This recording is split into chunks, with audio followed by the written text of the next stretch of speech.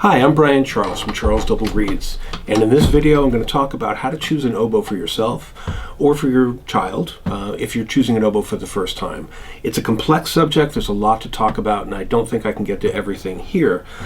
But at the end of the video, we'll post the email address and phone number, and we do welcome you to call with any additional questions or comments you might have about this. So I'll start by saying the oboe is a complex instrument in general, and nobody's born knowing how to do this stuff. So where you start is with the need of the person who's going to be playing. If it's somebody who's playing for the very first time and they're very young, and you're looking for something inexpensive, well, oboe is unfortunately not an instrument that's terribly inexpensive, but you probably will start with something that has a limited range of keys, something that would be more of a student model. The student model might have all the regular keys, which are the 1, 2, 3, 4, 5, 6 keys here, and most of the ones going down, but it probably would be missing two essential keys, two keys that would be essential for you to for the oboe to be upgraded. That would be the side F key and the low B flat key. In the case of this oboe, which is a very beginner oboe, it has a hole where the low B flat key would be. You might find this on an oboe that you see. It's literally for you to squeeze closed with your knees as you play, and it will sound the lowest note. On the more complex oboes, you'll find the additional side F key, the low B flat key, which is actuated by your pinky and goes all the way down onto the bell, so if there's a bell key there. And then over here, instead of just a single octave key, a second octave key, it'll have a third octave key. That's really, in my opinion, not terribly essential, and sometimes can get in the way. So when you're deciding what level of oboe that you want, also think in terms of what happens when the oboe has finished its useful life for you. If you've decided that you want to become a symphony oboe player, or if your child decides no, they're going to go into surgery instead and you have to buy scalpels for them, you're going to be selling one of your beginning oboes. You're going to be selling your first oboe. So looking for a major brand is a good idea. A brand such as Selmer or Buffet or Yamaha. There are many others, and I will make a list of those and put those in addition to this video so that you can take a look at those separately. But those are great for beginners. A Loré, which is kind of the Rolls-Royce of the oboe world, not necessarily a great place for a beginner to start, but they have a high resale value. Whereas a student one made by an off-brand manufacturer won't have a high resale value.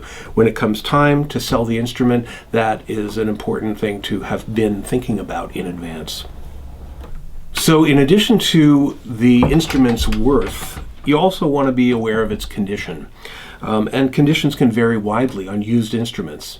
If you're buying used, which is often a good way to start as a beginner, then you do want to be aware of whether the instrument has cracked or not, and wooden oboes can crack. It's not the end of the world, but it is something to be concerned about.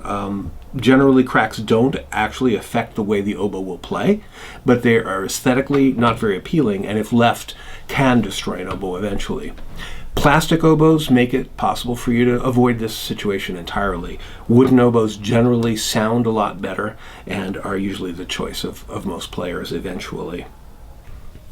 I'm often asked by parents whether a used oboe, an older oboe, is blown out or not. The phrase blown out refers to the sound changing because the oboe is older.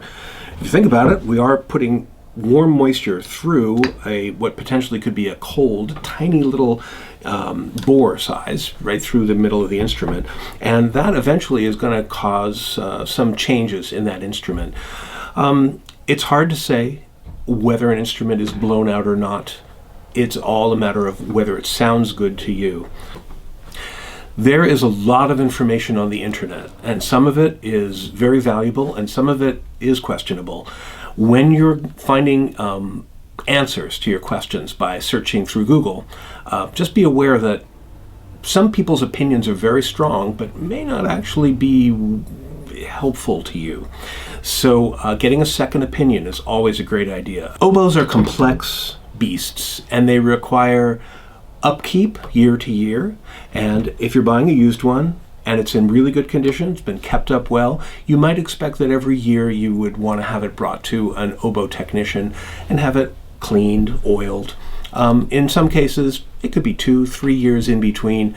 It's really not going to affect the oboe terribly much unless you live directly by the ocean, or if you live in a very dry climate, in which case there are all kinds of products for maintaining your oboe, and you can get those through our website, of course, which will be posted at the end of the video. There are so many other concerns and questions I could speak to here, but I don't want to keep you all day. So if you would just give me a call, I'm Brian Charles for Charles Double Reed Company, and it would be a pleasure to speak with you. Anyone here on my staff is going to be able to help. And if you'll just take a look at the end of the video, you'll see a listing of some of the major brands that you might want to look at, some more information that might be right below the video if you're on YouTube. And we welcome your call. Thanks so much for visiting.